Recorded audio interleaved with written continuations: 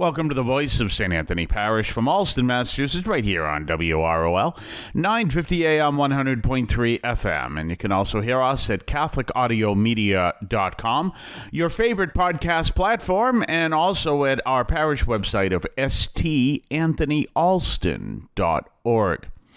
Well, you may know I've discussed this in the past. This will be my focus this week. And every so often, you either hear it on the radio or you'll see in printing or whatever, and you'll get what are called these examinations of conscience. And obviously, it's important to have a good examination of conscience before you go to confession. But one of the struggles we're dealing with right now in our church is there is this... I'm going to be careful of the words I use, but there is this drawback to some of the practices in the past that were not really the best way to practice your faith, and I would say that from a perspective that the saints would say that. By what I mean is, one of the things I see, for example, and you can see this definitely in this examination of conscience, is a focus on turning from sin. Well, that's true. But St. Thomas Aquinas taught what was known as synderesis, which is do good and avoid evil. So if your total focus is on just avoiding evil, then you're not focused on doing good. Or if your total focus is on avoiding sin, you can do that, as I say all the time, and never have an encounter with God ever. And I think there's a big practice with that. And what happens also at the same time is you may have people who have a list of sins that they teach people to avoid. It could be a huge list of sins. And then you see them doing other practices that are sinful in themselves. For example, there are people that will teach you to avoid sins, but then really call into question the credibility of Pope Francis, calling into question anything the church teaches in regards to dealing with the Pope, regardless of whether we agree or disagree with him. And so you see them turning around and saying, well, this is a sin, but they're not recognizing the other sins that they are encouraging people into. And so anyway, I got this detailed examination of conscience, and I was thinking I was going to go through some of it this week. It is detailed, and it would take me months to go through every one of these. But I thought I'd talk about a few of these detailed parts of this examination of conscience. I got this in a letter promoting a ministry, which in itself is not a bad idea. I don't think it's a Catholic ministry, even though it's promoted through Catholic channels, and including the Archdiocese of Denver. And so what we see here is this promotion of some ideas that are Christian and may also be Christian Catholic, because remember, all Catholics are Christians, but not all Christians are Catholics. But also, at the same time, maybe some elements of it that really need to be addressed better. So let me give you an example. This detailed examination of conscience is very traditional in its form of it separates everything into the commandments. Now remember, the 10 commandments are based on two, and the two are love the Lord your God with all your heart, soul, mind, and strength. Love your neighbor as yourself. You can follow the 10 and not follow the 2. You cannot follow the 2 and not follow the 10.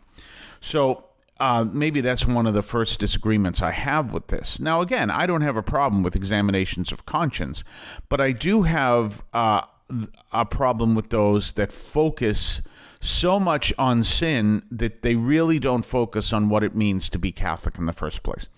So let me give you an example of one that I wanted to address here. This is under the first commandment, and all the list of sins under the first commandment begin with have I, and then an ellipsis. So have I, and so we're going to go down 3 and come to refuse to accept what God has revealed as true or what the Catholic Church proposes for belief. Okay, well, let's talk about that. Okay, notice what it says, number 1, refuses to accept. All right, now obviously I wouldn't word it that way, but what we're looking at is an obstinacy. I refuse to believe what the church teaches. But again, it's done in a very simple way and simplistic way, so we'd want to find a better way of understanding what that is. And we're going to talk about that on the other side of the break. You're listening to the voice of St. Anthony Parish in Allston, Massachusetts, right here on WROL. We'll be right back right after this. Don't forget to tell others where they can find our program. You can hear us on WROL 950 AM and WROLradio.com at 3 p.m. Eastern Time, Monday through Friday. We then podcast the program on your favorite podcast platform and at CatholicAudiomedia.com. That's CatholicAudiomedia.com. You can also hear us at our parish website, that's St. AnthonyAlston.org. That is StAnthonyAlston.org. Let others know where you can find us and spread the word about the Catholic Audio Media podcast.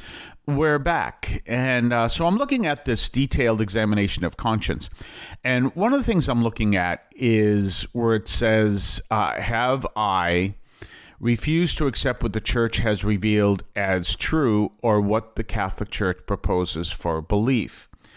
Okay, so first of all, notice the first word, refused. So in other words, this is what we're called to believe, and I don't care. Well, then again, first of all, the first question I would ask is, why are you doing in this examination of conscience in the first place? Because what it is you have refused to believe according to this. All right, but now let's get beyond that for a second. There's a term that came from EWTN, I believe, because it was used a lot, and then it became part of Catholic parlance, and it's called the cafeteria Catholic. And what the cafeteria Catholic is, according to them, is someone who picks and chooses what they're going to believe. Okay, well, obviously, we have to understand what it is the church teaches.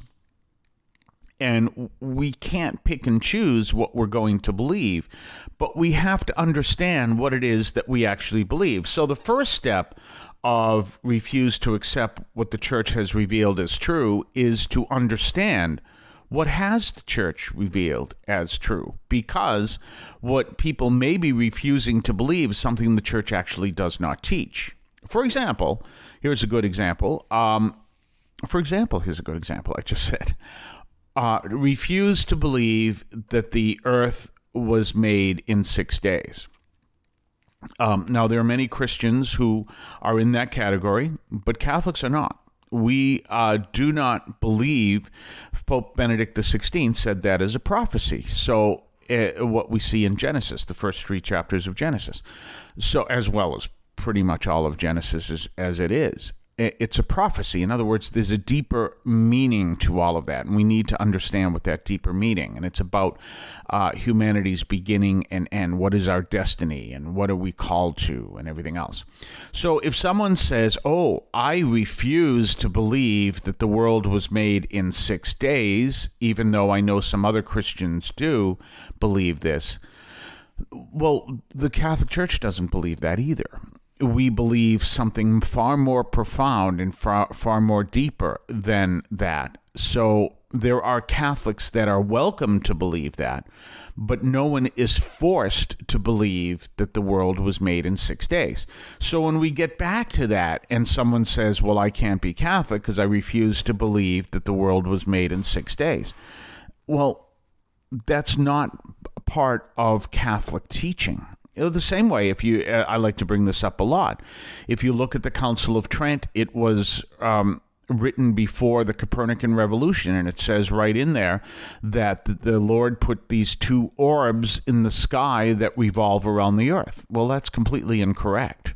It's scientifically incorrect. I know the spiritual principle behind it, which is correct, but scientifically it's completely incorrect. And you can't be in a position to say, well, I refuse to believe that there are two orbs that are revolving around the earth that God put there. Well, there aren't. And so that's all right.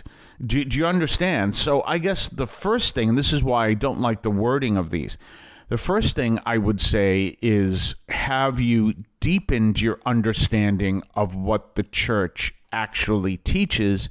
And are there things that you do not believe, and have you investigated what is your difference between what you believe and what the church teaches, and why?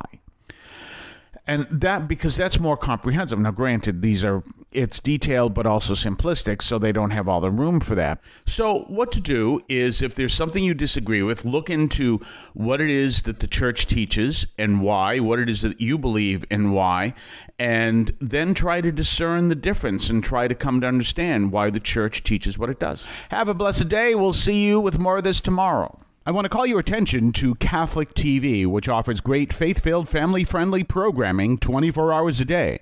You can find your cable channel at www.getcatholictv.com, and you can watch online on the free apps or check out the YouTube channel.